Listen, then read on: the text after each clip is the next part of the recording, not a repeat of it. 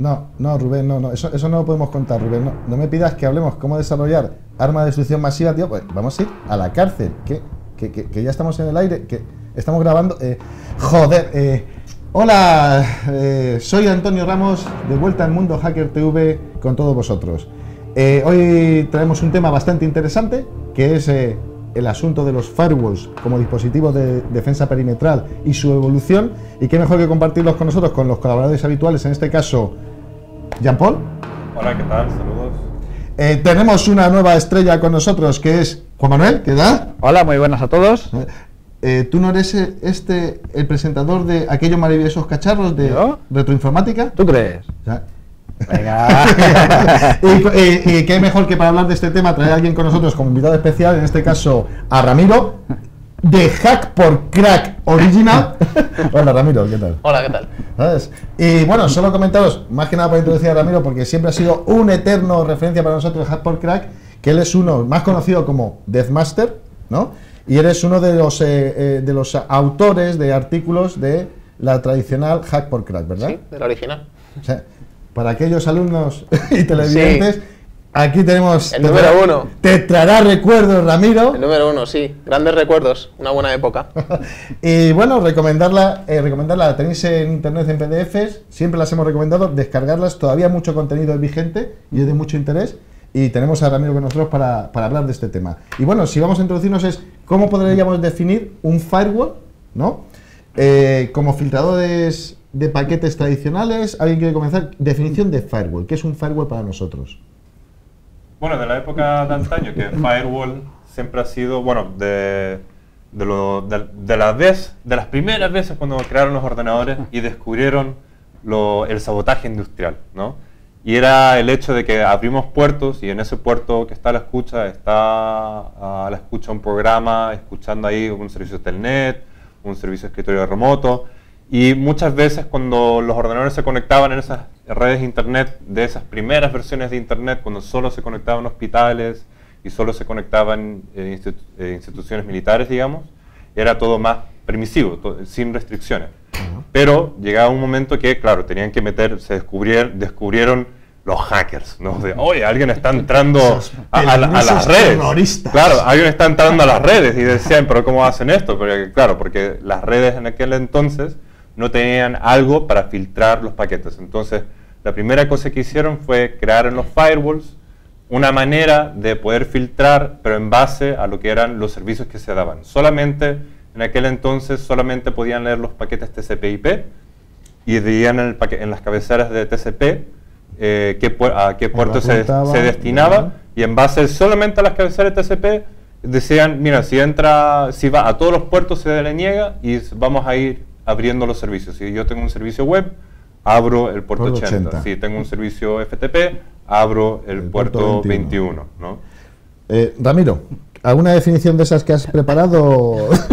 No, ¿alguna que quisieras? Preparado no, hay un símil que me gusta bastante, que me comentó un profesor que tuve en la universidad, uno de los mejores que he tenido en la universidad. O sea, Enrique, un saludo desde aquí. Ramiro ha estudiado. Sí, he estudiado. Eso, ¿sí lo recomendamos?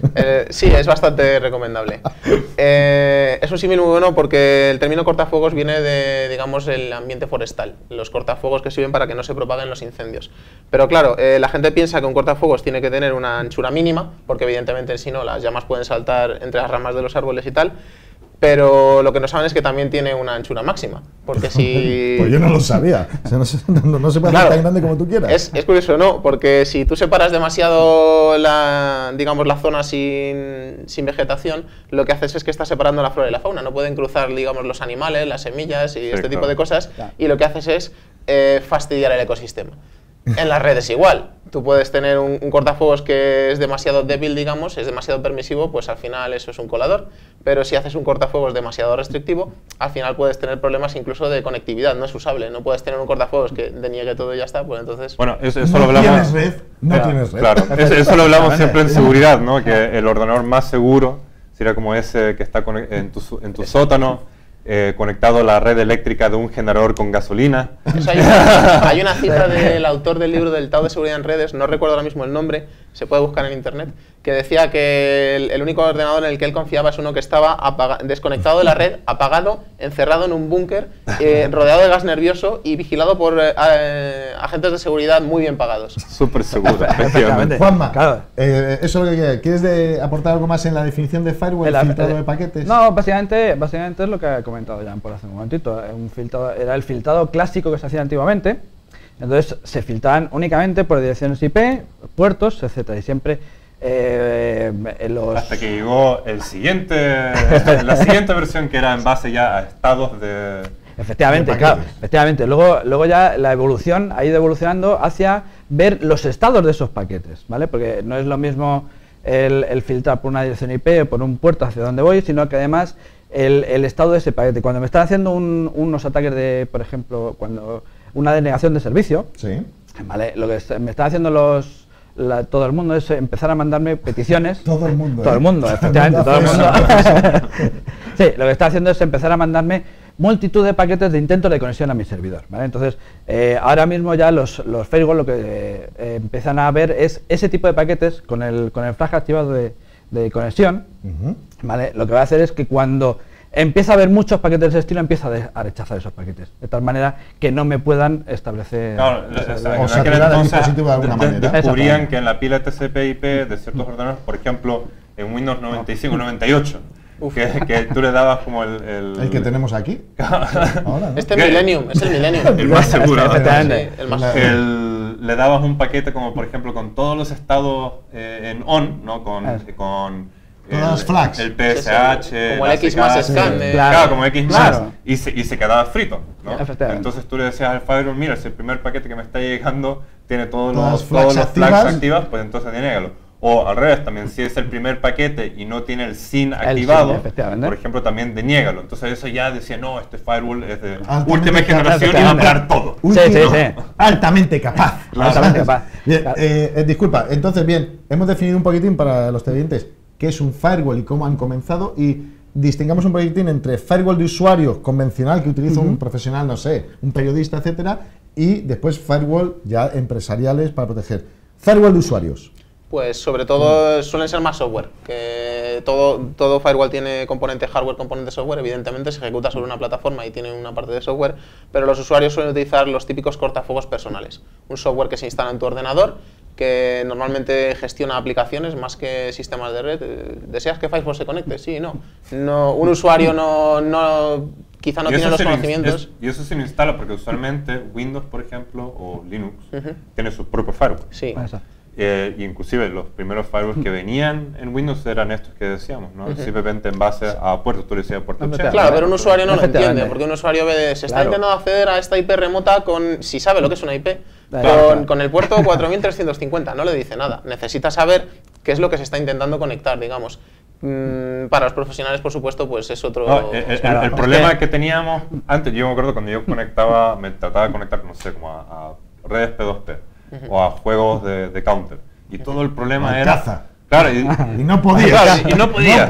¿Y cuál era el problema? Y yo buscando como loco en internet, ¿no? Tenías que ir buscando cuáles eran el puerto o los puertos que podría estar utilizando. Entonces, manejar ese tipo de firewall a nivel de usuario, inclusive, si no conocía un IP, menos conocía un puerto, menos sabía que había un lugar que tú podías habilitar. Lo que se hacía era deshabilitabas el firewall. Claro. Hoy en día de todas maneras va cambiando. La gente sabe lo que es un puerto para poder redirigir los puertos del emule. Entonces, la manera de navegar a un usuario... Exactamente, eso... No, porque aparecían los foros más comunes, de la ayuda, ¿no? Sí, claro. Oye, que quiero descargar P2P, pero no me permite el router. No, entra a tu router, habilita estos puertos para que el tráfico pueda ser redirigido a tu PC, cosas así. Lo que pasa es que efectivamente, como el usuario no podía identificar qué es un puerto, hasta el día de hoy yo estoy seguro que no saben qué es un puerto. Ellos sí saben, sin embargo, qué es Firefox, desea que Efectivamente. Firefox salga Claro, a Internet. Es que Claro, ya es, acepto. claro, ya es más un firewall con la aplicación. Es la aplicación. El firewall te pregunta, esta aplicación está intentando hacer. Entonces el usuario así sabe lo que es una aplicación, Claro. sabe que es el Firefox, sabe que es el Emule, sabes que es Claro, y ese- entonces ahí ya sí. Potente troyano está saliendo sobre el acepto. Bueno, luego está el problema de los servicios genéricos. SVC Host quiere conectarse. Exacto. ¿Qué es esto? Claro, pero ahí está el problema. O sea, cuando los usuarios, de la misma manera que no conocen un puerto, hay muchos procesos hoy en día que tampoco vas a saber tú Claro. qué son. Claro. El problema también, sin embargo, está eso que tú le dices, bueno, dos cosas. El primer problema siendo el usuario. El ¿no? usuario, sí. El problema suele ser el interfaz teclado usuario. El primer troyano es el Error de usuario. capa 8, Claro. que se produce entre el cerebro del usuario y el teclado. Sí, sí, claro. Pero ¿Se digamos, puede explicar? yo también entiendo a los usuarios porque la verdad tú, a la primera vez que tú descargas uno de estos firewalls más avanzados como Sun Alarm en Windows o Little Snitch No, eso es en- una guerra, eso es una en guerra Mac, para un usuario. pero la primera semana que vas a estar utilizándolo vas a estar pensando ¿qué es esta aplicación? ¿De verdad quiero conectarme? Y hasta vas a gastar tiempo en Google buscando a Buscando dónde qué va, es. etcétera, Claro. y vas a seguir generando tu regla. Hasta el día de hoy yo con Little Snitch, que es el programa de Mac que te va diciendo cada vez que se conecta algo, no te va diciendo ¿quieres que se conecte este puerto? Y tú le vas diciendo sí o sí no. Empezó así de pequeño mi lista, es así de 1600 grande después de reglas. 2 Claro. días. No, me cuesta. Sí, 1600 reglas lleva ya en el firewall. Sí, claro. Sí, Entonces, es que, claro, en eso de Tiene más repente- reglas que puertos. Claro, Sí, es ¿no? que hay muchos procesos por debajo que están ejecutándose. Entonces, al final, sí, un Firefox cualquiera se ve lo que es, pero todos los procesos que hay por detrás, al final, yo creo que el usuario siempre aceptar. El usuario aceptar tiene siempre. un objetivo. Yo quiero hacer aceptar esto. y no preguntar. Si, Claro. si me pregunta y no puedo hacer lo que yo quiero, le voy a decir que sí. Y si ya puedo, Exacto. estaba bien. El problema es eso, que la gente, Claro. por ejemplo, decía Firefox, sí, Firefox que haga todo lo que quiera Lo que y nunca quiera. me preguntas más. Y el problema está este protocolo que en vez de por puertos, ¿no? En las aplicaciones ven el identificador como del hilo del programa. Claro. Y en base a eso era una característica que se llamaban los modems, se llaman UPnP. En Windows Sí. también, Sí. Universal Sí. Plug and Play, Sí. ¿no? Y como que habría muchos huecos de seguridad, en Linux nunca se implementó justamente Ah. porque decían, mira, el problema es que hay troyanos que, por ejemplo, se instalan y cuando se instalan son muy, no sé si decir genios o ociosos, ¿vale?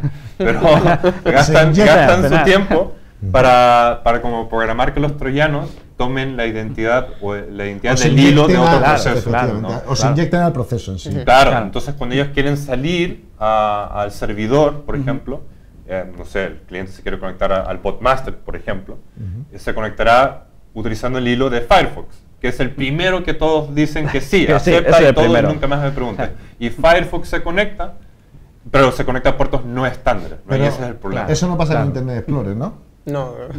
Sí, bueno, Pero yo pienso que Internet eso Explorer se es- utiliza para descargar Firefox. Claro, efectivamente. por eso no es que Sí. veo Internet Explorer aquí. Bien, ahora, Juanma, ¿y qué sería entonces ya? Lo hemos visto como usuarios, ¿no? Y los problemas que muchas veces tienen los usuarios. Pero ya a nivel empresarial esto es algo más serio, ¿no? Claro. ¿Qué tipo de cosas ya se trabaja a nivel empresarial? Claro, ¿sabes? claro, a nivel empresarial ya estamos hablando que la mayoría de las veces son dispositivos de hardware, ¿vale? Son dispositivos de tipo appliance, en los cuales va embebido tanto el hardware como todo el sistema operativo del dispositivo, son bastante más cerrados el software y tiene una capacidad de proceso muy superior a la que puede llegar a tener un PC para que atiendan todas las peticiones de una red corporativa más o menos grande o que podamos llegar a tener, ¿vale? Eso sí están ya más enfocados a nivel de paquete, ahí ya no hablamos casi tanto de aplicaciones, ¿vale? Hay un firewall tradicional, ¿vale? Estamos hablando inicialmente a nivel de firewall tradicional. Sí, ahí es donde estamos, en IP Change. Efectivamente, entonces ahí ya entramos más en tema lo que son paquetes, de filtrado de paquetes, puertos, estados del paquete, sí. etcétera, más Con que una lo que es inspección aplicaciones. profunda hablas. Efectivamente, hay una inspección profunda de lo que es un paquete. Claro, porque Vale. en realidad la evolución, esta nueva evolución de Firewall, ya no solamente ve las cabeceras de TCP, sino que estamos hablando que estamos inspeccionando ya el cuerpo del Exacto, paquete. Efectivamente, ya podemos investigar incluso por cadenas que haya dentro de ese mismo paquete. Me vas a ¿vale? permitir, es súper interesante, pero la publicidad es lo que predomina. ¿Entramos en publicidad? Juanma, ¿qué tal? Hombre, ¿qué tal? ¿Dónde has estado liado? Uy, con internet me ha abierto los ojos a un nuevo mundo. ¿Eso? Hombre, es que he estado con las redes sociales y en cada una de las redes sociales me he creado una cuenta como si fuese universitario. No te imaginas cómo todas las cachorritas están dispuestas a darte su foto con un truco tan sencillo. Mira, Sí, es que está flipando además con esto de tenerlo en el smartphone, es así. Mira esta putita como está de buena, tío. ¡Pero si esta es mi hija!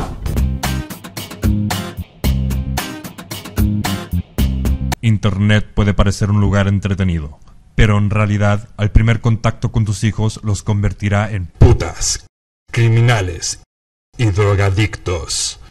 Aleja a tus hijos de Internet. Protege a tu familia. Este ha sido un mensaje de la Asociación de Padres Preocupados para la Abolición de Internet y Tecnología en Nuestras Vidas. Hoy día Internet, mañana el teléfono. Bueno, pues lo que sí me gustaría es, ya que estamos de vuelta de publicidad, es algunos términos que parecen a lo mejor muy normales, pero para que la gente entienda, o los televidentes, que ya lo pueden saber, que es, por ejemplo, términos como denegar o dropear un paquete. ¿Sabes? Vamos a ir aceptar el paquete, denegarlo, nothing, etcétera. Dropear. ¿Qué es eso cuando me dicen dropea o deniega los paquetes? No, dropear, esos anglicismos tan raros, yo no soy muy amigo suyo, la verdad. Pero bueno, del inglés drop, digamos, denegar un paquete simplemente... ¿Eso es inglés? ¿Drop? Sí, me han dicho que sí, eso he oído. En los juegos multiplayer, los drops de los monstruos. Cuando saltan las armas. Claro. Sí, denegar un paquete. Denegar un paquete es cuando se inspecciona y se determina por las reglas que tenga el cortafuegos que es, digamos, malicioso, lo que se hace simplemente es rechazarlo, no continúa. En ese momento se tira. Claro, llega el paquete y lo descarto. Efectivamente, el firewall lo que hace es descartar ese tipo de paquetes. Y esto, yo quería hacer un poquito de hincapié en la diferencia que hay entre drop, porque hay dos opciones, ¿sí? Hay drop y reject. Ah, vale, sí, no, ¿vale? Sí, es curioso. Claro, porque drop, al final lo que vamos a hacer con drop es, cuando me llega el paquete, el firewall se olvida de él, como si no hubiera existido nunca. ¿Vale? Entonces, el otro extremo nunca sabe qué es lo que ha pasado con ese paquete. ¿Vale? Sin embargo, al hacer un reject, lo que estamos haciendo es contestar al host que nos ha hecho la petición, pues informándole con un error, informándole si el host de destino no ha sido accesible, si la red está inaccesible, etcétera, ¿vale? Entonces, a nivel de firewall de seguridad, lo más habitual es configurarla a nivel de drop, para que nadie sepa qué es lo que hay, o sea, qué es lo que está pasando. Directamente ese paquete se ha perdido y ya... De hecho, luego tiene relación con el estado de los puertos, que pueden estar filtrados, pueden estar cerrados, preferiblemente filtrados. Vale. Exactamente. Por eso, pues precisamente, ¿por qué filtrados? Preferentemente antes en el caso de las técnicas de escaneo de puertos que permiten determinar el estado de los puertos que permiten aceptar, digamos, las conexiones en un sistema, se sigue la máxima de que cuanta menos información se aporte, mejor. Entonces, el hecho de estar rechazando algo y de estar contestando explícitamente, estás mandando un paquete, estás mandando un mensaje. La estructura de ese paquete se puede utilizar, por ejemplo, con técnicas de fingerprinting de sistema operativo. Entonces, te puede aportar pistas sobre qué tipo de sistema está ejecutando la máquina remota. Entonces, si tú sabes que tiene un servidor web y a lo mejor es un sistema Windows, pues tienes ciertas pistas. Lo mejor para no dar pistas al atacante es no responder. Por tanto, filtrado y por tanto, drop. Vale, perfecto. Sí, porque al final del día esto del drop reject, que son las únicas dos acciones, además de la complejidad, la funcionalidad va a ser que las reglas internas, nos estamos diciendo que antes solamente en base de puertos, después de estado, después una inspección profunda del paquete, al final es simplemente la complejidad de reglas y decisiones que yo puedo hacer para decir sí o no. Efectivamente. Claro, porque en realidad los ataques, y esto es lo que ha ido ocurriendo con los firewalls y se nota mucho en los firewalls empresariales, que el firewall empresarial ya es de verdad toda una solución contenida dentro de un solo producto, ¿no? Estos famosos dispositivos, los UTM, Unified Threat Management, la gestión de amenazas unificada, ¿no? O firewall multifuncional. Claro, donde en realidad en uno de los programas de Mundo Hacker hace mucho tiempo habíamos hablado de, por ejemplo, Untangle, ¿no? Que es un proyecto más de open source que contenía, que ya el firewall de por sí hoy en día ya tienen que contener, los firewalls como Checkpoint, Pix ya tienen el IDS por debajo, antivirus, o sea, cuando anti-spam, claro, pero en realidad es lo interesante lo que hacen, como por ejemplo Checkpoint, me parece que era que agarraba como el paquete, si es sospechoso por algún motivo en su motor de correlación o en su inteligencia interna, manda el paquete al servidor de antivirus y el antivirus dice que es malicioso, entonces él lo dropea. digamos, o lo hace reject, o lo que Claro, es que hay que aprovechar que tenemos ahí un dispositivo que está entre el mundo, que es Internet, y nuestra red. Entonces, claro, es un dispositivo que está entre medias. Entonces, todo va a pasar por ahí. Pero ahí Entonces, está, claro, lo que pasa es que como es un cuello de botella, ya hablándolo ya a nivel de diseño y cómo atacarlo, por ejemplo. O sea, a nivel de usuario, ¿no? Decíamos que la manera de atacar los firewalls específicamente era hacer que tu troyano, digamos, se esconda como un programa, que hoy en día los traen Bifrost, Sí, todo esto te lo traen, ni siquiera tengo que programarlo yo, ya viene como una característica del troyano. Sí. Y configurables. Pero Out of the box. en las empresas, para atacar las falencias que tienen más que nada los firewalls, obviamente los puertos transparentes, pero ya como es una inspección profunda, la manera que ya prefieren atacar a los firewalls, ¿no?, es directamente contra las capacidades físicas que tienen nada más. O sea, Claro, ya empezar a darle ataques como Eso estilo de serían negación de ataques servicio. contra Claro. firewalls empresariales, etcétera. Pero antes sí me Claro. gustaría, para que la gente tenga un poquitín la arquitectura que hay detrás de todo esto, sabemos que los firewalls se ponen en estas IPs públicas que tenemos, bueno, inicialmente estamos hablando de ellos, cara a Internet, y se establece una cosa que se llaman las DMZs, las zonas desmilitarizadas. Ramiro, ¿quieres saber qué entendemos por DMZ para la gente?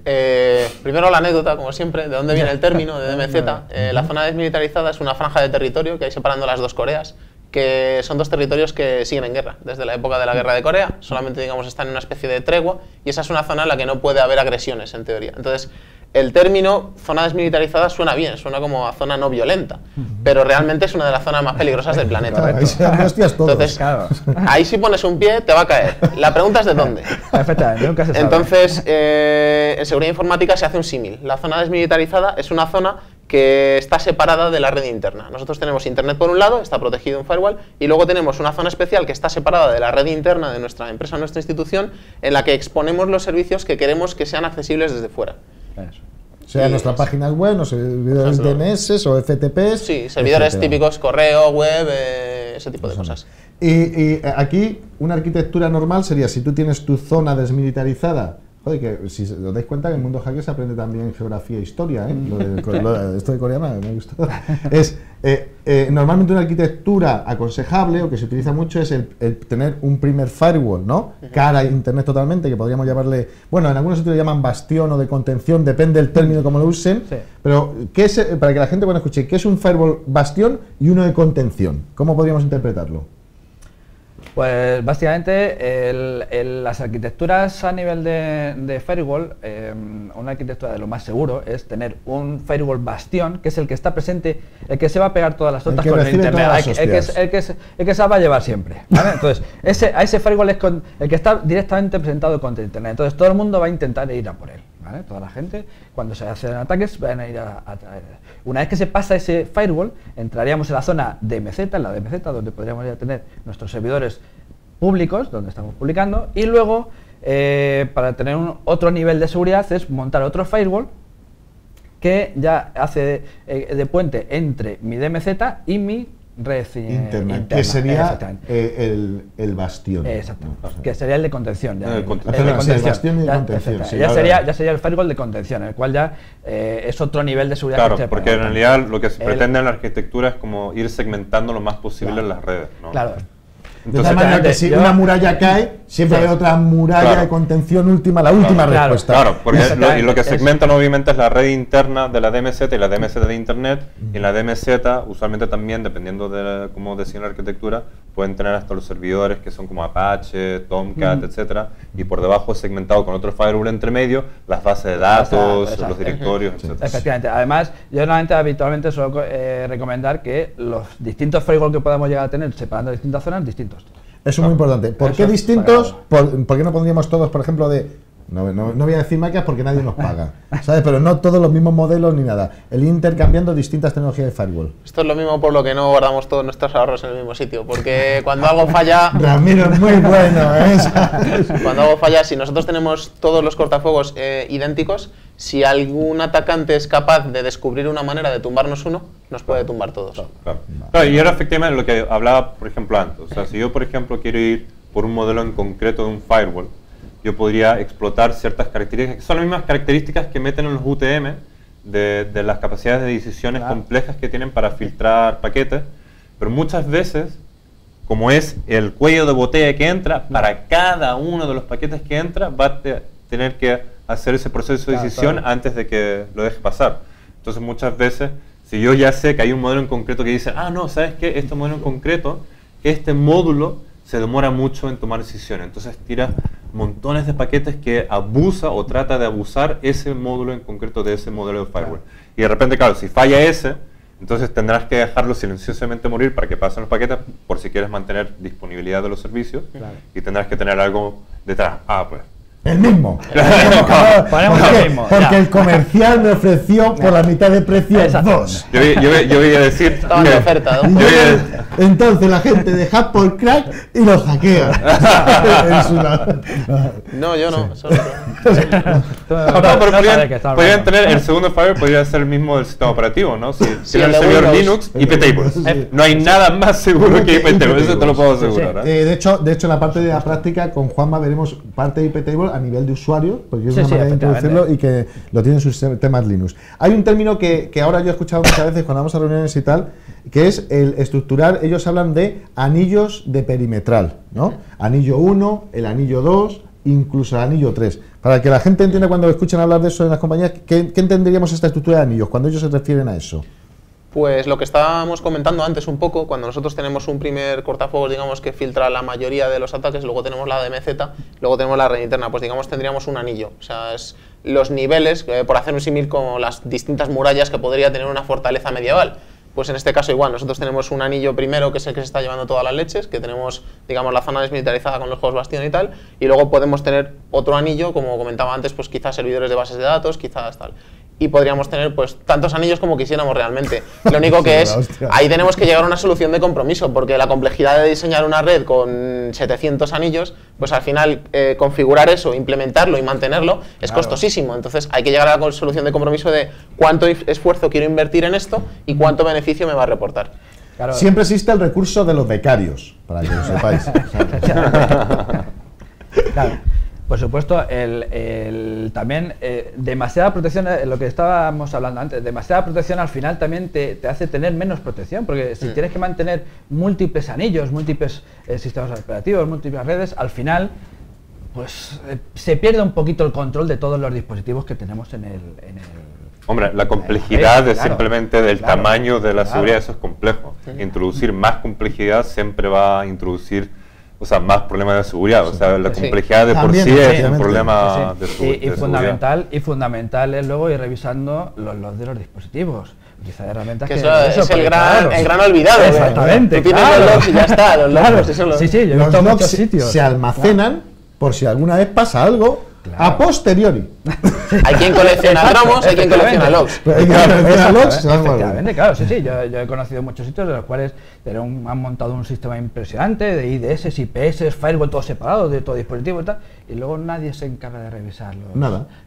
Entonces, ¿qué ha pasado por ahí? Bueno, pero Nunca se sabe. también que yo tampoco paso todos los días revisando los logs, así como, hoy día voy a leer los De logs. hecho, ha habido ataques, muchas veces se separan las particiones y hay sistemas donde se separa la partición de /var no tiene nada que ver con los bares de copas, es bar con V, /var en Linux, se separa muchas veces porque hay ataques consistentes en llenar el disco duro con logs. Efectivamente, sí. Denegación de servicio porque el disco duro se Se llena, llena, que tiene narices. Eso es porque se generan muchos logs y porque nadie los va limpiando, claro.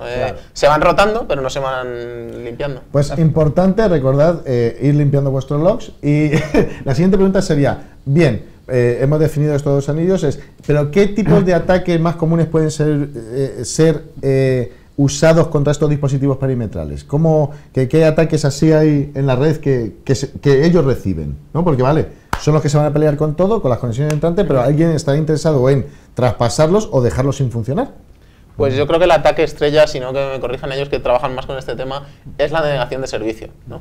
Es el que casi siempre, es el más fácil también, tampoco hace falta conocer mucho para hacer un ataque de denegación de servicio. Simplemente lo que comentaba él, si yo tengo un cortafuegos que tiene una determinada capacidad de proceso y yo soy capaz de saturarle, por ejemplo, si sé que en la inspección de un módulo de un paquete de streaming se toma demasiado tiempo de CPU, le mando todo el rato ese tipo de paquetes hasta que la CPU se colapsa, no puede procesar y ahí el cortafuegos se comportará dependiendo de cómo esté configurado. Pero normalmente, si quieres mantener disponibilidad, lo que haces es dejar que las cosas pasen. Pues, claro, es una manera de tumbarlo, es la más sencilla, digamos. Vale.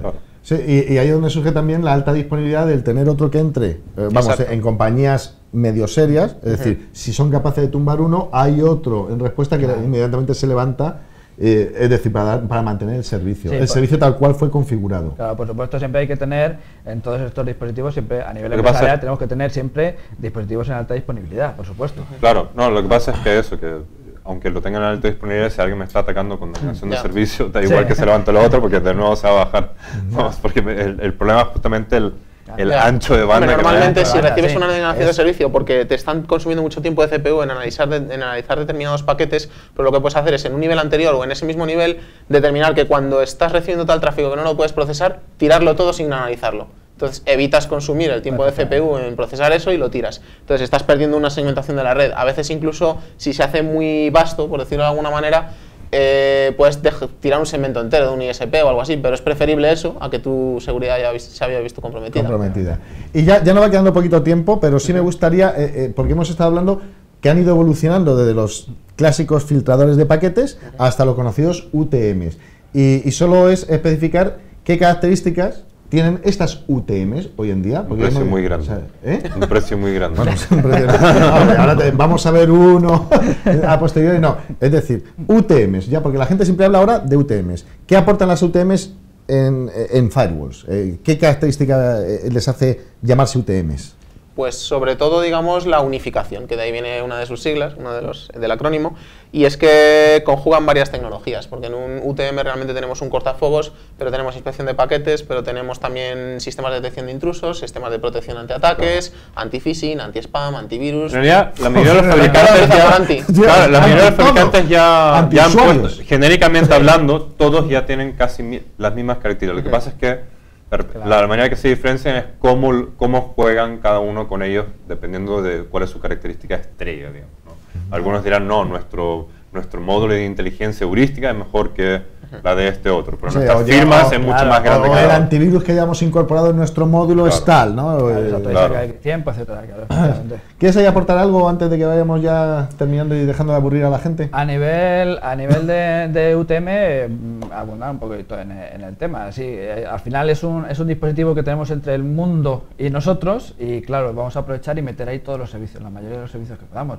Por supuesto, tenéis un dispositivo ya que soporten bastante capacidad de proceso, y por supuesto, ya que estamos unificando todo, alta disponibilidad. Eso como consejo sagrado, alta disponibilidad, porque al final va a ser la puerta de entrada y de salida de nuestra red. Y va a ser el anti Claro. todo de todo, ¿sabes? Exactamente. También que sepan los televidentes que en verdad en estas UTMs no todos los módulos son de obligada instalación. O sea, tú puedes decir, yo solo quiero tener IDS y Firewall y trabajas con los módulos de IDS y Firewall. Pero eso, que la ventaja más grande de tener el UTM es que yo tengo múltiples funcionalidades, ¿no? Que me cabes en todo en una sola, en un Solución. solo compartimento Claro, de rack. claro. Realmente me ocupa este espacio y ese espacio me está ya dando una solución de que podría, que si lo comprase individualmente, cada uno me tomaría Sí. una unidad en el rack. De hecho, las UTMs originales eran como así. Claro, claro, pero al final eran varios equipos conectados entre sí. Pues muy bien, pues la verdad que el tiempo se ha agotado, la verdad que se pasa súper deprisa, ¿eh? Sí. Antes de irnos, sí, no voy a dejar a Ramiro que deje de firmarme esta otra revista, que fue su primer taller de criptografía, veremos Primer algo- número del taller de criptografía. Efectivamente, de Hack por Crack, y no te vas sin firmármela, ¿sabes? Y que veas que está usada, Sí, que sí, me ha sí. servido en muchos aeropuertos, Sí, sí, sí. y echa una firmita pues en cualquier Donde sitio. quieras. también. Sí. En el artículo En el mío, ¿no? artículo En el de tuyo, Python, venga. no. Claro. Aquí está. Aquí empieza. Ahí. Aquí está. A ver. O sea, aquí todo vehículo paga peaje. Muchas gracias. Ya, ahora podemos estafarlo con la firma, ¿no? Nadie ha dicho que esta sea la mía. ¿Sabes? Es rápido. Sí, sí. Pues nada, primero agradecerte tu estar con nosotros, Ramiro. Que un gracias a placer. vosotros. Despedirnos de nuestros colaboradores habituales, Jean-Paul. Hasta luego, happy hacking. Con Juanma, que se ha colado del programa de aquellos maravillosos cacharros retroinformática, ya lo veréis. Sí, Juanma. efectivamente, hasta luego y otro día vendré de Cupa. Y a vosotros, despedirme de vosotros y dejar paso a la siguiente sección, que es Bienvenido al mundo real. Welcome to the real world. Pues estamos de vuelta en Welcome to the Real World, y en este caso estamos con el compañero Juanma, ¿Qué tal, Juanma? De Muy nuevo. buenas. Tenerte aquí. Otra vez por aquí. ¿Tú no eres el tipo ese de aquellos maravillosos cacharros de retroinformática? Venga, vamos a decir la verdad. Sí. No, y lo que queremos, la práctica que nos trae Juanma es sobre IP tables, que en todas las versiones de Linux lo tendréis, y ver cómo podemos configurar pequeñas reglas del firewall para evitar cosas que suceden o que no queramos que sucedan. Irnos al Messenger, conectarnos a determinadas páginas web, etcétera. Pues introdúcenos un poquitín qué es lo que nos has traído así para iniciar a la gente a IP tables. Sí, efectivamente. Hace un rato hemos estado hablando de los firewall, que podíamos tener firewall a nivel de software, a nivel de hardware. Y en este caso vamos a hablar de un firewall que viene en todos los genéricos, en todos los sistemas Linux, que se llama IP tables. Vale. Que nos va a permitir hacer filtrado de paquetes y un poquito más. No solo el filtrado de paquetes tradicional, de puerto y... El puerto destino, dirección IP, etcétera, sino que protocolo. un poquito más, a nivel de protocolo, a nivel de textos, etcétera. Perfecto. Primera práctica. Entonces, a ver, ¿qué es lo que primera querías práctica, evitar? ¿Qué queremos evitar habitualmente con esto? Pues a nivel empresarial, pues hombre, una cosa muy típica es no dejar a los usuarios que se hagan al Messenger. Que menos. O sea, el Messenger es algo fundamental en las empresas. Efectivamente. Es parte de la productividad. Claro, sabes que el Messenger, todo el día estamos ahí liados con el Messenger. Vale, pues, entonces implementaríamos, ahora se supone que podemos navegar porque nuestro firewall no está activado. Podríamos conectarnos a Messenger. Efectivamente, ahora mismo si abrimos una conexión al Messenger, podríamos ver, no mires la apago que si no luego... Sí, no, ya está, la estoy grabando. Y estamos haciendo login al Messenger y acabamos de entrar en el Messenger. Eso es lo que me pasa a mí siempre en la oficina. Yo siempre puedo entrar. Siempre podemos entrar. Bien. Efectivamente, pues claro, obviamente en un entorno empresarial, pues esto sería lo primero que vamos a filtrar. ¿Vale? Y eso en modo de IP tables, ¿cómo lo haríamos? ¿Cuál sería la regla para comentarla que tendríamos que Efectivamente, ¿cuál sería la regla? Pues vamos a ver, si te parece, un fichero que hemos preparado, un script, donde tenemos todas las reglas que hemos configurado en ¿vale? Para IP tables. Para IP tables, sí. Hemos puesto, en este caso, para hacer la práctica un poquito más simplificada, hemos puesto una regla que sea aceptar por defecto, una regla por defecto aceptar, ¿vale? Para que sea más sencillo. Todo, efectivamente. Va en contra de deny all, de niega todo y eso, pero bueno. Efectivamente, pero para aprender es lo más rápido y lo más sencillo. Entonces, claro, lo habitual es decir siempre drop por defecto, ¿vale? En este caso vamos a aceptar todo y vamos a ir solamente filtrando aquello que queremos filtrar, ¿vale? Para que los usuarios no puedan salir. Vale. Perfecto. Entonces, dentro de todas mis reglas, siempre las reglas de IP tables siempre funcionan de la misma manera. Hago un patrón del paquete que quiero filtrar, ¿vale? Sí. Y luego le digo qué quiero hacer con ese paquete. Vale. ¿Qué es lo que quiero hacer? Vale. Entonces, en el caso de Messenger, claro, concretamente podemos utilizar un par de técnicas. De hecho, aquí hemos puesto las dos para que se vean perfectamente. Vale. La primera que vamos a ver es esta línea de aquí. Vale. Perfecto. Esta línea de aquí, ¿vale?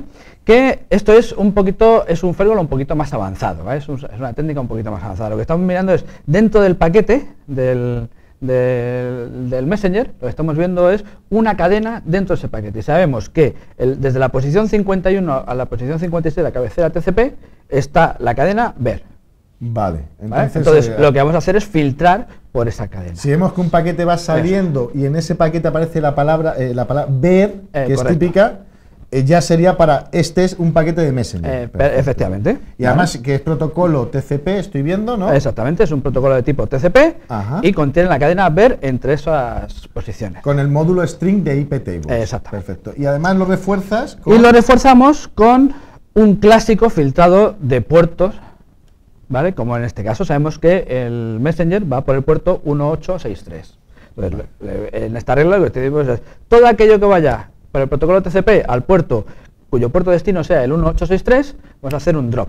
Vale. Drop, nos acordamos, drop es olvidarnos del paquete. Podemos poner o drop o reject. Vale. En este caso hemos elegido drop. Cuanto menos información demos, muchísimo mejor. Bien. Entonces ahora lo activas, ¿no? Efectivamente. Vamos a activar este filtro. Ese filtro, perfecto. Y el efecto que tendrá es, como tenemos muy bien clasificado cómo se comporta el Messenger, lo hemos podido implementar en IP table y al lanzarse esto, el firewall va a impedir que salga. Vamos a verlo, porque esto ya os animo a practicar en casa.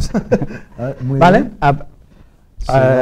Hemos lanzado el script. aquí al final nos ha aparecido una lista de todas las reglas que tenemos, Ajá. ¿vale? Y estamos viendo que tenemos las 2 reglas que hemos establecido nosotros. Bien. Vale. Ahora, si hacemos lo mismo que hemos hecho antes, Intentar arrancamos ir al Messenger. mi Messenger. Vamos a ver. Pues en este caso, Y ahora aquí esto se queda indefinidamente. ¿Por qué se queda indefinidamente? Porque estoy haciendo un drop del paquete. Messenger al final no sabe qué es lo que está sucediendo. Está mandando paquetes y mi firewall lo que está haciendo es descartarlos. Descarga. Si hiciera un rejet, probablemente Messenger ya me daría dependiendo de la aplicación, me daría un mensaje de error. No se puede conectar con el servidor, etcétera. Al verifique final, sus conexiones de eso. red o contacte con el administrador. Bien, Efectivamente. práctica 1 conseguida. Es una aplicación iptables que está en toda distribución de Linux, como has dicho, y lo hemos utilizado para imposibilitar que la gente salga a Messenger. Y veamos otra más, para porque ya sabes que el tiempo siempre es escueto. Sí, efectivamente. ¿Cuál sería la siguiente que te gustaría? Vale, Así, pues como lo una que- regla interesante. Efectivamente, lo que he hecho ahora mismo ha sido borrar todas las reglas para dejarlo todo otra vez en blanco. Vale. Y otra clásica pues es filtrar a un servidor web. De ¿Vale? terreno. Que no podemos acceder a un servidor web. Es otra. La es pornografía, otra- por por ejemplo, efectivamente, a cualquier. Claro, El periódico. Sí, exactamente. No es un proxy como lo que estamos, como a lo que estamos habitualmente, porque esto es un filtrado de paquetes directamente. No estamos utilizando ningún proxy, Vale. vale. Vale. Entonces, pues bueno, hemos elegido un web al azar. Vamos a lampiweb.com. Lampiweb.com, que podríamos Efectivamente. navegar, a ver si Podría ser navegamos. cualquiera. Vale. Y lo que hacemos Mira, es. ya estamos en Venga, Lampiweb. Sí, y No bueno, tenemos el flash porque Debian no lo tienen, pero bueno. efectivamente, Vale. no tenemos el flash y no se ve, pero estoy navegando perfectamente. Vale. Bien. Entonces, ahora, cuando yo cojo El script. el script, Vamos a ver, ¿vale? a comentar un Vamos poco la a comentar la sentencia. La sentencia la tenemos aquí. Esta es muy sencilla, porque además nos permite, iptables, nos permite dar nombres de servidor web. Ya no me tengo que acordar de la dirección IP. Ya él se va a encargar de hacerme la traslación entre el nombre, DNS y la dirección IP. Ah, vale, perfecto. ¿Vale? Es un avance, vamos, es bastante cómodo, sí. Efectivamente, entonces aquí lo que estamos diciendo es todo lo que vaya de salida, ¿vale? Cuyo destino sea La página web. tal. la página web con este nombre de DNS y cuyo puerto destino sea el 80, vamos a hacer en este caso un rejet, ¿vale? En vez de hacer un drop, hacemos un rejet, con lo cual lo que vamos a hacer es informar al origen que ese servidor que no se puede llegar a ese Ah, host. sí, sí. Eso. Perfecto. Pues lánzalo ¿Vale? y vemos que esta práctica y concluimos con ello. A ver, lanzas Arrancamos el script para se que arranque. ejecutan todas las reglas de iptables. Efectivamente, sí, y si nos fijamos por aquí, ya vemos que no tenemos todos los... Esta sería la regla, Ajá. y que vemos que ya no tenemos nombre, que lo que estamos teniendo aquí ya son direcciones IPs, ¿vale? Ah, Porque porque está a la hora de haciendo la cargar, resolución. exactamente, a la hora de cargar el script me está haciendo resolución de nombres de DNS a la dirección IP.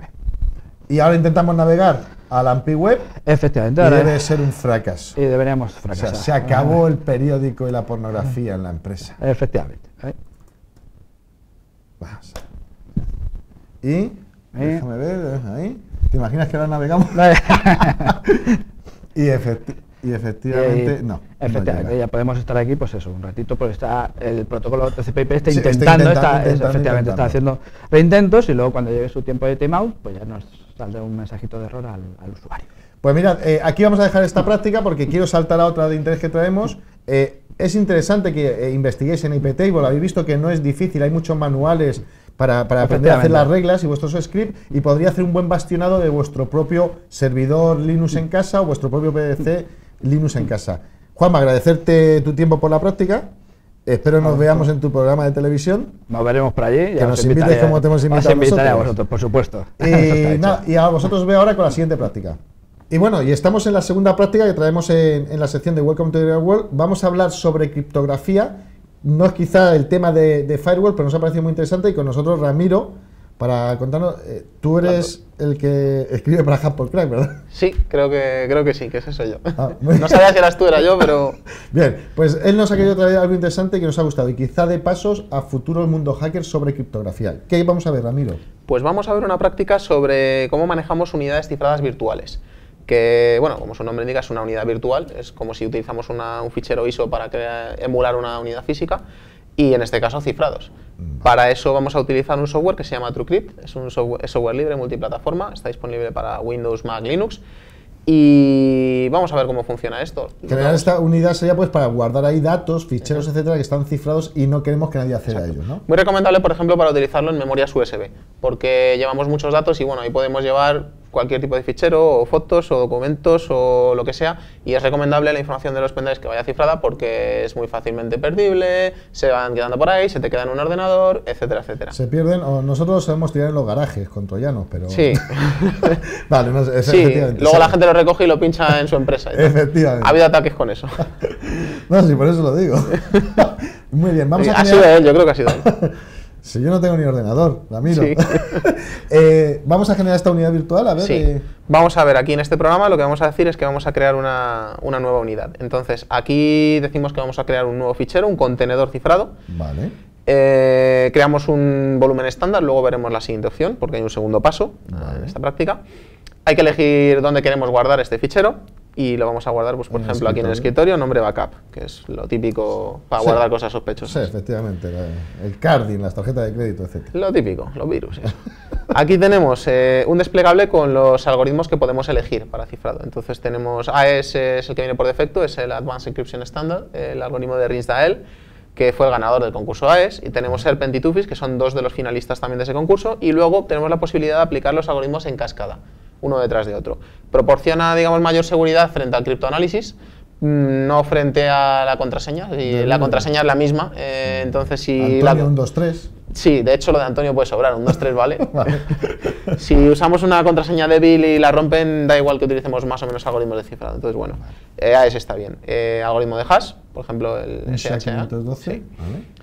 Y aquí tenemos que decir de qué tamaño queremos el fichero. Estamos limitados por el espacio libre en el disco duro. Pues, por ejemplo, una unidad de 25 megas, por poner un ejemplo.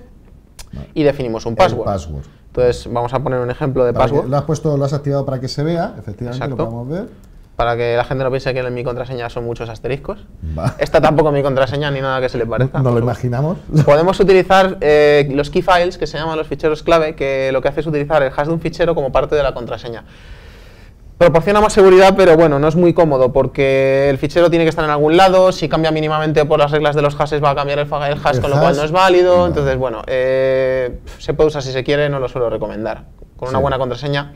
De hecho, aquí vemos que nos da un error, nos da una advertencia. De que tu Nos password dice no es robusta. que ¿no? nuestro password es menor de 20 caracteres y que, bueno, es débil, es, digamos, un eslabón débil en este caso. Aquí vemos que se está generando, digamos, entropía para formatear la unidad porque se rellena con información aleatoria. ¿Verdad? Y la Formateamos y se ha creado. Vemos que ha aparecido ahí en el escritorio un fichero que se llama backup. Entonces, este fichero ahora mismo contiene la unidad cifrada que hemos generado. Que es como un volumen de disco que tenemos. Sí, es como si fuera una partición. Efectivamente. Es importante señalar que es lo que se llama el plausible deniability, que visto desde fuera, este fichero no aporta ninguna información de lo que contiene dentro. Es indistinguible de información aleatoria. Porque según la teoría de la información, aunque sea un poco redundante, la información, digamos, es aquello que nos aporta un conocimiento sobre algo. Ajá. Entonces, la entropía se define como la inversa de la información. Cuando algo tiene máxima información, es que tiene una mínima entropía.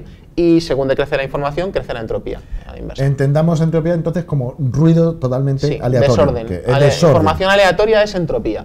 Vale. Entonces, lo que nos interesa, como cuando tenemos información cifrada, queremos que no se conozca el contenido, nos interesa que la información que aporta desde fuera sea mínima. Con Lo cual significa máxima entropía. Entonces, un fichero cifrado de forma ideal desde fuera tiene que ser indistinguible de información aleatoria. Eso lo proporciona TrueCrypt en este primer nivel, digamos, de plausible deniability. Vale. Bueno, tenemos el fichero, decimos dónde está y lo que hacemos es montar el Montarlo. fichero. Pongo que se vea la contraseña para que se vea, Efectivamente, sí, para que lo podamos para que ver todo el mundo me pueda hacer phishing luego. Ok, entonces ahora lo que vemos es que si abrimos el explorador de Windows ha aparecido una unidad como si fuera un unidad, pendrive. Efectivamente. Y aquí Vas a poner un fichero, ¿vale? Lista de la compra. mi lista de la compra, que yo la guardo cifrada, pues soy un tío muy ordenado. Qué inocente eres. Sí. Ramiro. Café es lo más importante de todo y después más café. Más café. Y ya está, Vale, no necesitamos perfecto. comprar nada más. Y ahora lo interesante es que tenemos un volumen cifrado que será transparente cuando le suministremos la password, Ujú. pero vas a generar otro volumen Eso es lo que cifrado. vamos a hacer. Efectivamente, como dentro dices, de- Antonio, este fichero se maneja como si fuera una unidad, digamos, como un pendrive, pero solamente cuando lo hemos montado y hemos proporcionado la contraseña. Lo desmontamos y lo interesante es ahora este segundo nivel. Vamos a crear nuevamente una unidad cifrada, volvemos a elegir que es un fichero, un Ajá. contenedor. solo que en este caso no es una unidad estándar, es una unidad oculta. La historia es que esta unidad que hemos generado inicialmente, digamos, se rellena con información aleatoria, de forma que el espacio libre en esa unidad es información aleatoria. Dado que ya hemos dicho que la información cifrada es indistinguible de información aleatoria, podemos hacer que en el espacio libre de la primera unidad haya otra unidad oculta. Perfecto. Entonces, esto es una unidad oculta que es un segundo volumen del Plausible Deniability que implementa TrueCrypt. Vale. Entonces, tenemos dos maneras de hacerlo, la normal, que nos crea primero la unidad externa y luego la interna, o la directa. En este caso lo hemos hecho en 2 pasos para que se vea más clara la separación entre las dos, entonces debemos hacer el modo directo que utiliza la unidad externa ya. Vale. Que en verdad lo que estamos haciendo es eso, un volumen cifrado, y en esa parte que nadie sospecharía que puede haber cosas, porque es espacio sobrante, meter otro, doble Exacto. seguridad. Y aquí viene muy bien lo que explicábamos de anillo 1, Exacto. anillo 2 de protección. Sí, en ¿no? el fondo son niveles de seguridad, estos son 2 niveles distintos de protección. Muy bien. Le decimos dónde está el fichero que queremos utilizar y obviamente, dado que vamos a usar el espacio libre de esa unidad, necesitamos conocer la contraseña. Vale. Entonces le decimos que muestre la contraseña. Que es la contraseña del volumen 1, donde vamos a introducirnos para generar este nuevo volumen. Exacto. Perfecto. Le decimos que la contraseña es esta y ahora nuevamente tenemos que formatear una nueva unidad, hay que elegir el algoritmo de cifrado, en este caso le voy a poner varios en cascada, el algoritmo de hashing. Ujú. Y tenemos que elegir un tamaño que en este caso está limitado por el tamaño libre disponible en la primera unidad externa. En este caso pues vemos que son 24 megas. Porque ya teníamos algún fichero y alguna cosa y disminuye el espacio. Exacto. Vale. Es importante también, una vez que se crea la unidad oculta, la unidad externa no escribir con mucha alegría, porque si pisamos, digamos, el espacio de la unidad oculta, nos la cargamos. La destruimos. Vale. Exacto. Puede llegar a venir bien incluso, pero bueno. La dota de otro password ahora para esta segunda unidad cifrada. Ponemos volumen oculto, por poner algo, ¿vale? Entonces nos vuelve a dar el aviso de que la contraseña no es muy buena. Perfecto. Tenemos que volver a formatear la unidad y formateamos la unidad. Y entonces aquí nos aparece el aviso de cuidado, es un volumen oculto, si no proteges el contenido del volumen oculto, te lo puedes cargar escribiendo en externo, bueno, más o menos lo que hemos estado comentando. Y Lo ya está. aceptamos. Entonces ahora volvemos a montar, solo que en este caso lo que hacemos es proporcionar la contraseña del volumen oculto, del segundo volumen. ¿Vale? Entonces ahora nos vamos aquí al explorador de Windows, vuelve a aparecer una unidad, que en este caso está vacía, y aquí podemos crear nuestros planes para la dominación mundial. A ver, Ramiro, planes para la dominación del mundo. Tomar el control de Las Mundo Hacker Hacker TV. Qué canalla. Hay que empezar por ahí. Va. Entonces, ahora que tenemos nuestros planes para la dominación mundial a salvo, podemos Lo desmontarlo. desmontas. Y ahora aquí es donde viene la gracia. Tenemos un fichero. Esta es la conclusión, podemos La decir, conclusión, ¿no? Para sí, concluir. Ajá. para que se vea el ejemplo. Cuando yo voy a montarlo, dependiendo de la contraseña que proporcione, se montará uno u otro. El volumen externo, que podríamos llamar señuelo, o el volumen interno, que es, digamos, el que realmente está protegiendo información. ¿Cómo vas a conquistar el mundo? Exacto. Muy bueno, ya lo he bueno. dicho delante O sea, de todos. No... Dependiendo del password que indiques o tal, accederás aparentemente a una única unidad Exacto. cifrada, pero que en verdad accederás a la señuelo o a la buena. Exacto. Decirla. De hecho, ahora mismo yo proporciono la contraseña volumen externo y lo que vemos aquí, cuando yo abro el explorador de Windows, es una unidad que realmente, o sea, si vemos el espacio libre que tiene 25 megas de espacio libre, tiene mi lista de la compra totalmente inocente y redundante, y no hay nada más. Y no sabes si hay nada más, no hay manera de saberlo. La única manera de acceder al contenido oculto es saber que existe en primer lugar y en segundo lugar conocer la contraseña. La contraseña. Y eso es lo que vas a hacer aquí. Entonces, aquí, sí, no, aquí poniendo- tenemos que ir concluyendo, pero no, hazlo un momentito para que... Poniendo la segunda contraseña, digamos, la del volumen oculto, nosotros cuando exploramos el contenido, lo que estamos viendo aquí es los planes para la dominación mundial y vemos que es una unidad que tiene 15 megas.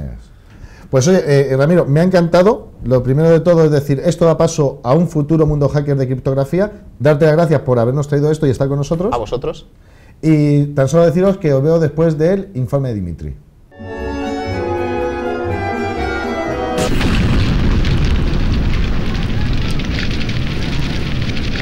No logro de instalar este maldito programa. Voy a ver dónde está el software. Yes, we can exploit system.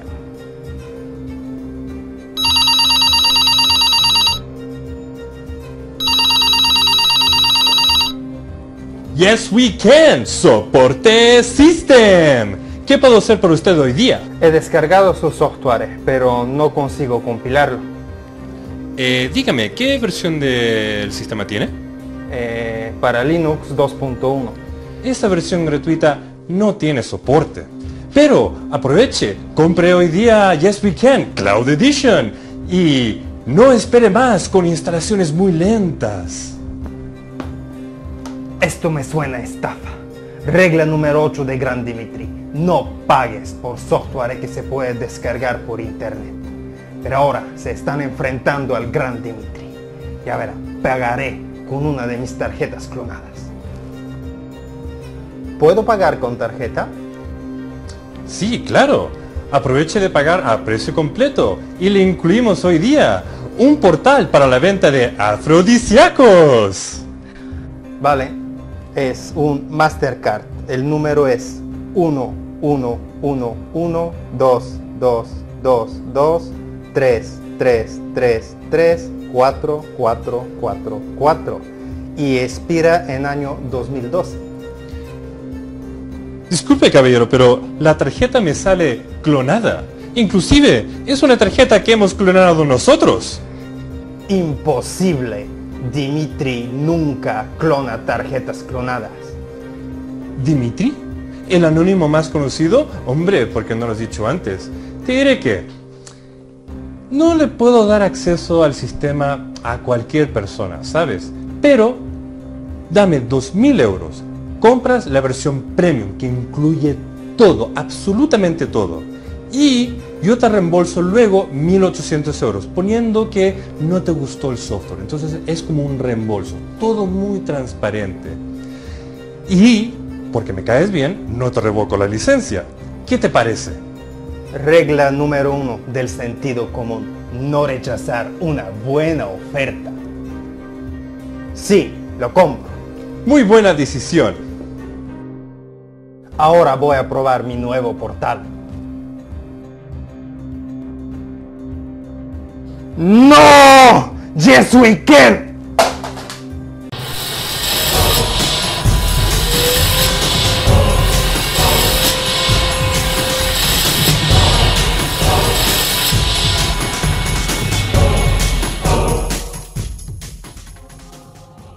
Pues nos encontramos en la sección de fábrica, en este caso de nuevo, gracias a Dios, con los amigos de Ultimate, con Hugo, que ya han estado en otros programas. Hola, Hugo. Hola, Antonio, encantado. Y los amigos de Fortinet. Hola, Rubén. Buenas, Antonio, encantado de estar aquí. Ya nos vemos, esta es la B250 que nos vemos.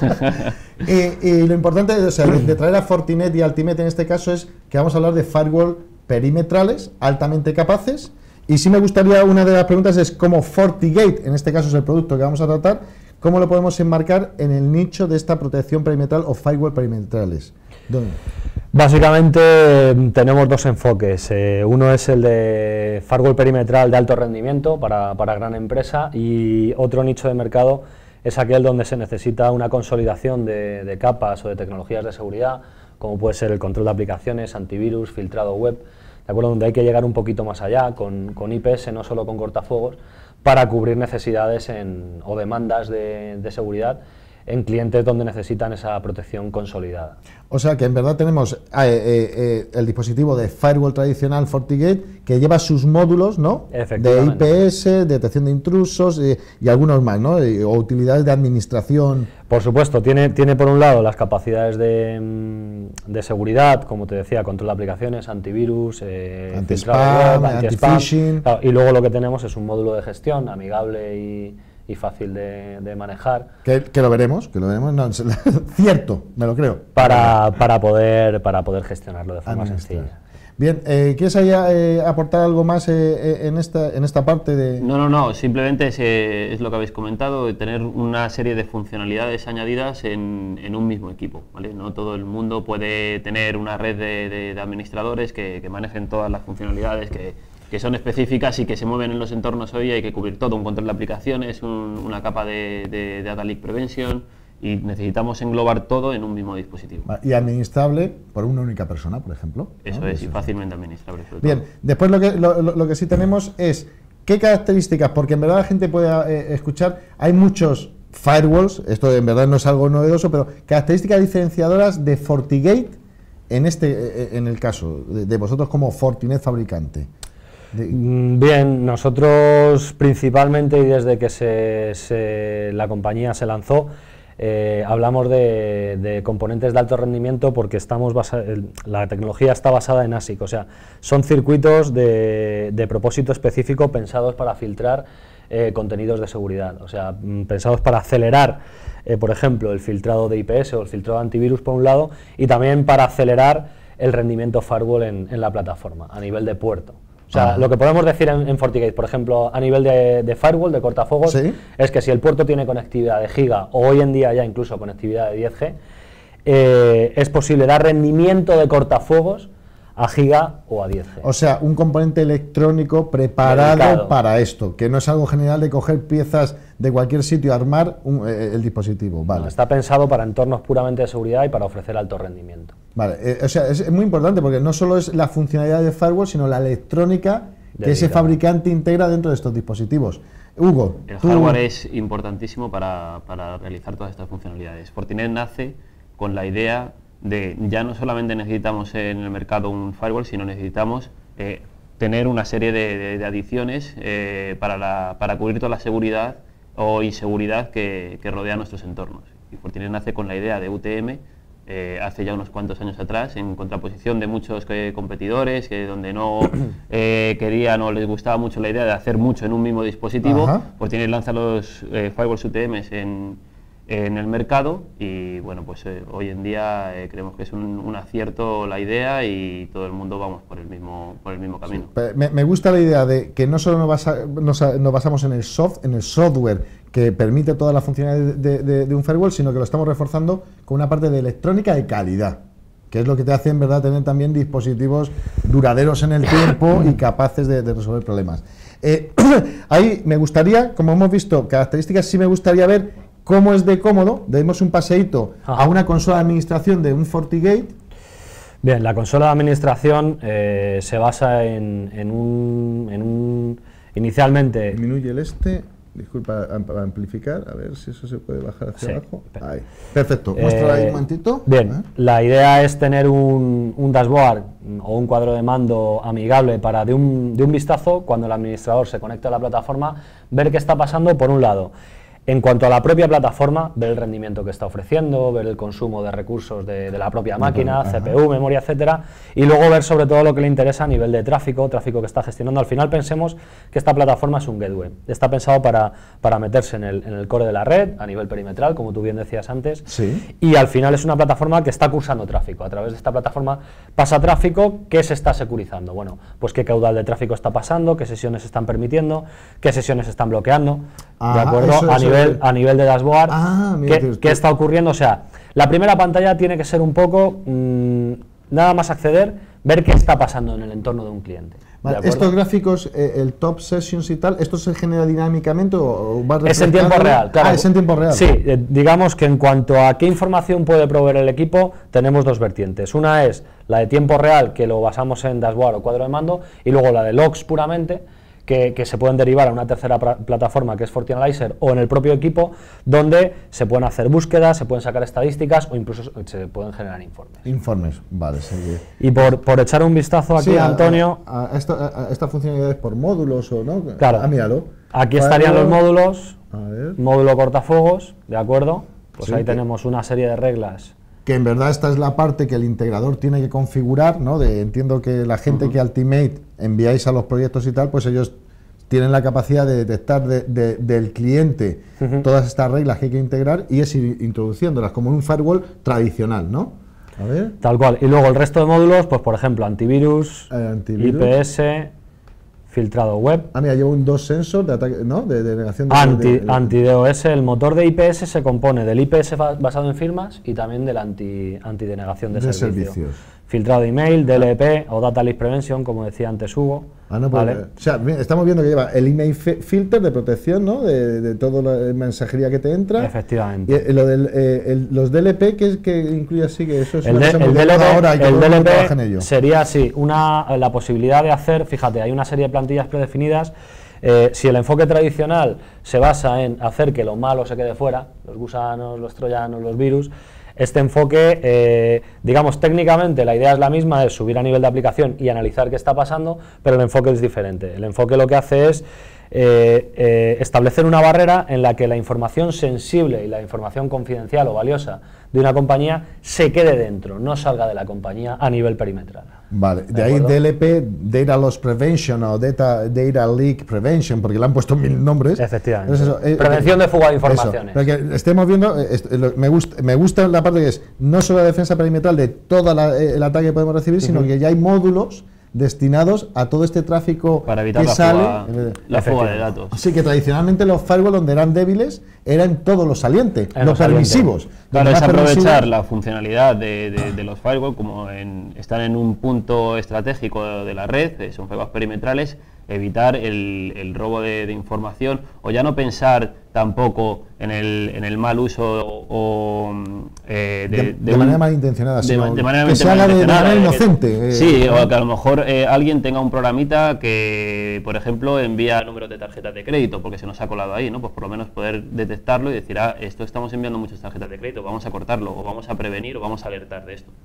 ¿Algún otro modulito más de la consola central que las VPN se soporta tanto VPN IPsec, que es un enfoque más tradicional, o VPN SSL para tener acceso remoto desde los usuarios. Un usuario móvil con un portátil y un navegador se puede conectar a recursos internos de la compañía a través de este tipo de soluciones. Como un servidor VPN. Efectivamente. Y luego, Antonio, quería recalcar un par de características que vemos esenciales, sobre todo para los entornos grandes, para la gran empresa o entorno enterprise.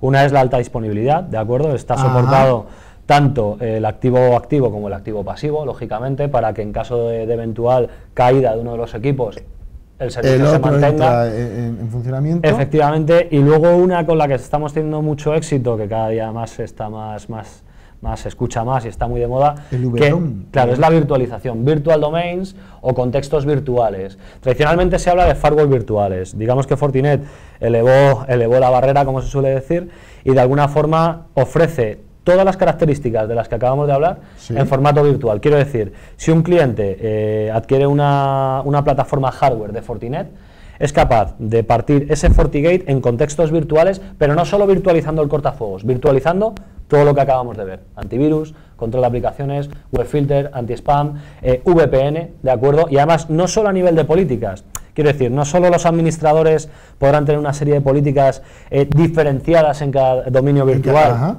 sino que además los recursos que hay por debajo tampoco se comparten, o sea, son individualizados, la tabla de rutas, la tabla de RP, o sea... Están segmentados como si estuviesen en como si fueran, la idea a transmitir es un poco que son pequeños cortafuegos físicos distintos, pero realmente están dentro de una misma plataforma. Oye, pues, y la característica se llama VDOM. Virtual Domain en inglés, VDOM, para la jerga Fortinet. Vale, y en español, VDOM. VDOM o dominio virtual. Vale. Sí, pero no, es una característica, fíjate cómo han ido evolucionando, es decir, lo que hemos hablado en el programa es de los firewall tradicionales y ahora ya tenemos esto de la virtualización en un único dispositivo, contenemos pequeños firewall para funciones específicas o segmentos de la compañía, etcétera. Hay una cosa que me gusta, bien, la consola es muy amigable, tenemos características que ya son de producto enterprise, pero Ultimate, ¿qué papel juega aquí? ¿Sabes? Si un cliente, por ejemplo, se quiere acercar o quiere evaluar el producto, en este caso, del FortiGate. Sí, bueno, pues nosotros como distribuidores ofrecemos asesoramiento técnico y comercial en prácticamente todas las fases del proyecto. Podemos involucrarnos en la fase preventa del proyecto, intentando ayudar a nuestros partners en todo lo que sea posible, dimensionamiento de los equipos o generación de documentación para que les facilite la ayuda en los proyectos. Y luego un asesoramiento técnico en cuestión a ofertas, despliegue de los proyectos y que todo vaya al final al mismo puerto. Aquí somos todos un equipo y ponemos toda nuestra ayuda y departamentos especializados en Fortinet pues a través de nuestra red de partners y todo lo que podamos ofrecer. De hecho, Ultimate, uno de sus principales cores de especializaciones con Fortinet y con FortiGate, ¿verdad? Eso me lo comentabas antes de entrar. Sí, Fortinet es producto estrella. Llevamos mucho tiempo trabajando con Fortinet, nos sentimos muy cómodos en la forma de trabajar y en el producto, y que creemos que es un producto de primer nivel, y sobre todo lo que comentabais hace un momentito, destacar 3 cosas importantes de Fortinet, o sea, lo que es un concepto global, un hardware de propósito específico, de muy alto rendimiento, un sistema operativo que maneja este hardware y que te da una interfaz muy amigable para administrar todas estas funcionalidades, y un servicio de actualizaciones en tiempo real, lo que da un sistema muy completo y que nos hace pues llegar a muchísimos proyectos y abordarlos con la mejor herramienta posible. Sí. Si me permites ahí, Antonio, un apunte, es importante lo que remarcaba Hugo acerca de la red de actualizaciones. Eso es lo que te iba a preguntar. Tenemos una red global que se llama en Fortinet todo es Forti algo, pues esto es FortiGuard, FortiWeb, FortiMail, FortiBase. Pues esto es FortiGuard, que es la red global de servidores de actualizaciones de suscripciones de firmas para la parte de antivirus, de IPS. Hay una serie de recursos humanos que están trabajando continuamente en actualizar las bases de anti-spam, de recategorizar nuevas URLs, y el apunte que quería hacer, que tiene relevancia, es que no dependemos de ningún otro fabricante para el motor o las firmas de antivirus, para el IPS, o sea, absolutamente cualquier motor integrado en la plataforma FortiGate, ¿sí? Está gestionado, la arquitectura, la ingeniería, toda está hecha en Fortinet, más toda la parte de suscripciones y actualizaciones se mantiene en la casa, no dependemos de nadie. Vale, y entiendo que todos esos tipos de actualizaciones es algo transparente para el cliente. Es decir, cuando tú tienes funcionando un FortiGate, según se van produciendo las actualizaciones, él solo... No hace falta conocer la última vulnerabilidad, por ejemplo, el antivirus o el último virus que ha salido, para que tú tengas que poner algo en el firewall para poder protegerlo. Simplemente, sin que nadie interactúe, el Fortinet Distribution Network es capaz de detectar un virus, insertártelo en el firewall para que estés protegido prácticamente. Y es transparente para la empresa o cliente, ¿vale? Hay una cosa, es el dimensionamiento, porque... bueno, quiero comentar que me parece interesante. No se trata de vender firewalls, sino de dotar a estos firewalls de unos valores añadidos, como que es lo que aporta Ultimate. Uno da la electrónica, la fabricación, el know-how, y alrededor de eso hay un asesoramiento a un partner que se protege, a un cliente que se le asesora y se le dimensiona en el proyecto, que es un valor agregado importantísimo en desarrollar proyectos, en este caso de seguridad perimetral, ¿sabes? Pero eso sí me gustaría notarlo, porque no se trata de ver un firewall y adquirir un firewall. Se trata de tener un ente integrado total que te lleva desde el principio hasta el fin, ¿vale? Y lo que sí me gustaría es, porque hay gente que nos escucha, y yo lo he visto en algunos de los posts y tal, pues que son pequeñas empresas. Entonces muchas veces queremos traer que hay dimensionamiento para todo. No sé cómo es en FortiGate, no lo sé, cómo es la gama de productos. Bueno, el lineal de Fortinet es amplio y cubre todas las necesidades de todos los clientes. O sea, hay firewalls para muy pequeñitas empresas, o incluso firewalls para 5 usuarios, por dimensionarlo de alguna forma. Sí. Aquí no hay ningún licenciamiento por usuario. Así que es el dispositivo tal, se adecua a ti. Y oye, creemos que para el rendimiento de tu negocio este es el firewall idóneo. Pueden ser para una empresa de 5 empleados o para una de 5.000. Vale, o sea, cubrimos todos los segmentos. Y para saber eso, ¿qué sería? ¿Visitar la página de Ultimate o la página? Hay muchas formas. Puedes visitar la página de Ultimate, puedes visitar la página de Fortinet, te puedes leer todos los datasheets del mundo, o puedes pedirnos el asesoramiento que te comentábamos, sin ningún tipo de responsabilidad por parte de nadie, y nosotros te aconsejamos. Oye, creemos que este es el firewall idóneo, tenemos experiencia en esto, y este es para tus circunstancias, pues creemos que este es el mejor firewall que puedes tener. Vale, de la gama que tenemos, este es el que se ajusta precisamente a lo que me estás diciendo, ¿no? Salvo que vosotros queréis hacer una evaluación y tal para afinar más. Sí, yo recomendaría siempre o un piloto, una prueba de concepto que pueda hacer el cliente con la ayuda tanto de nosotros como de Ultimate, o siempre el asesoramiento de nuestra red de partners y de colaboradores a la hora de dimensionar un proyecto. A mí me gustaría comentarte un par de tipologías de proyecto que tenemos. Uno sería uno en el que se ve fácilmente que la gama alta, pues la serie 3000 o incluso los chasis encajan perfectamente, que son proyectos donde el cliente es una gran empresa, muy gran empresa, de más de 10.000 usuarios, de 5.000 usuarios. Es súper empresa. Claro, donde encaja un equipo que realmente tiene que ofrecer un alto rendimiento en cualquiera de las características, no solo en firewall, sino en muchas ocasiones en antivirus, ¿vale? Incluso en administración pública, donde se da cobertura a varios departamentos, ¿de acuerdo?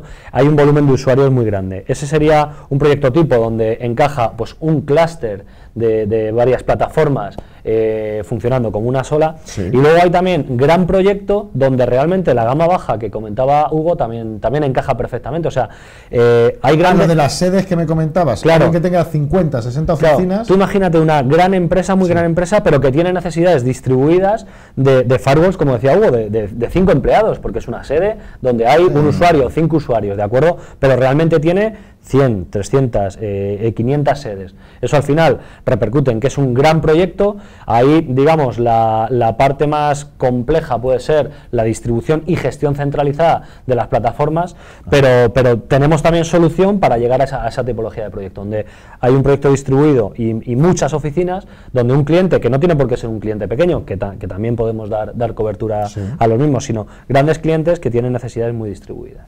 Vale, o sea, no había pensado esa opción, que se pueden utilizar las múltiples segmentaciones de producto para dar solución, por ejemplo, lo que estábamos hablando, 200 oficinas en España. Y la sede central con otro tipo de dispositivo, de mayor envergadura y mayor rendimiento. ¿Y sabes lo bueno, Antonio?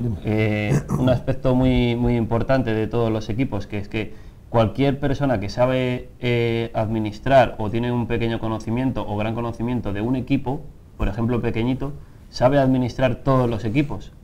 ¿Vale? Porque es un todos los equipos, ¿no?, tienen las mismas funcionalidades. Todos los equipos ofertan, digamos, que poder sacar el máximo rendimiento. A ninguno se le quita ninguna funcionalidad, por lo que si sabes manejar uno pequeñito, sabes manejar un chasis. No queremos aquí asustar un chasis, un distintos tipos de consolas que cambian porque es la misma consola, la misma forma de funcionar, y si sabes manejar uno, sabes manejar 500. Lo que has visto en la demo visual, Antonio, va a servir igual, tal como decía Hugo, para un equipo de 5 usuarios como para un equipo de 5.000 usuarios. 5.000. La gestión... Un ejemplo muy sencillo. Sí. Habéis hablado de virtualización y todos los equipos soportan virtualización. Un equipo pequeñito puede virtualizar o hacer hasta 10 W. Y un chasis hace exactamente lo mismo. Vale, pero puede virtualizar en gran escala, muchísimo más W, ¿vale? Uno hace virtualización a nivel de un equipo físico y el otro lo puede hacer a nivel de chasis, y la virtualización es física. Pero se hace exactamente igual. Me parece súper interesante, o sea, la posibilidad de que salto de cualquier modelo a cualquier modelo de FortiGate y voy a tener la misma consola, las mismas opciones, los mismos parámetros. Tal cual. Lo único que he pasado de administrar una oficina de 100 personas a una de 1000 personas. Vale, y ya para ir concluyendo, sí sería interesante, porque yo sé que hay mucha gente de empresa que nos mira y tal, es cómo en la red de partners, que te corresponderá a ti, Hugo, precisamente a hablar, cómo en la red de partners existente, cómo la gente se puede acercar a vosotros y qué cobertura desde Ultimate para el fabricante Fortinet le podéis dar a esta gente que quiera ser partner de este producto. Nuestra red de partners es muy amplia, cumple con prácticamente partners de todo tipo, pero bueno, para la pregunta de cómo hacerse partners de Fortinet o partners nuestros, es lo más sencillo que puede haber. Hay una web. No requerimos que haya que comprar o tener el megastock de Fortinet para nada, simplemente poniéndose en contacto con nosotros como distribuidores. Cualquier empresa que se dedique al mundo de la seguridad, de los firewalls, sea potencialmente un distribuidor o reseller de Fortinet, se pone en contacto con nosotros y automáticamente puede vale, y eso lo que le va a dar es, además, ya el canal de poder distribuir el producto, también ciclos de formación, ¿no? Todo este apoyo de preventa. Efectivamente, no exigimos un nivel de formación exhaustivo, etcétera. Para eso estamos y eso es lo que queremos aportar a nuestra red. Por ejemplo, como centro ATC de Fortinet, ofrecemos periódicamente cursos de certificación oficial en los productos. En los productos, y formamos a nuestros partners, les ayudamos en las primeras ventas, les ayudamos técnicamente, comercialmente, tienen todo a su disposición. Luego, según vayan avanzando cada partner con sus certificaciones y con su nivel de ventas, tendrán un nivel de partnership distinto, pues bronce, silver, gold, ¿vale? Que tendrán una serie de categorías que les dará más posibilidades en descuentos, etcétera. Vale. Pues a mí me parece que hemos cubierto muy bien en este espacio de tiempo 5 o 6 puntos relevantes para conocer una solución, en este caso FortiGate, y hemos tocado sus características, relevancia, la consola, etcétera. Solo me cabe agradeceros el volver a estar con nosotros en la 250 vez. A Rubén, gracias por estar con nosotros. A vosotros, un placer. Y a ti, Hugo, pues igualmente. Nos vemos en la 251. Vale. Y a vosotros solo me cabe deciros pues que, si Dios quiere, nos vemos en el próximo Mundo Hacker TV.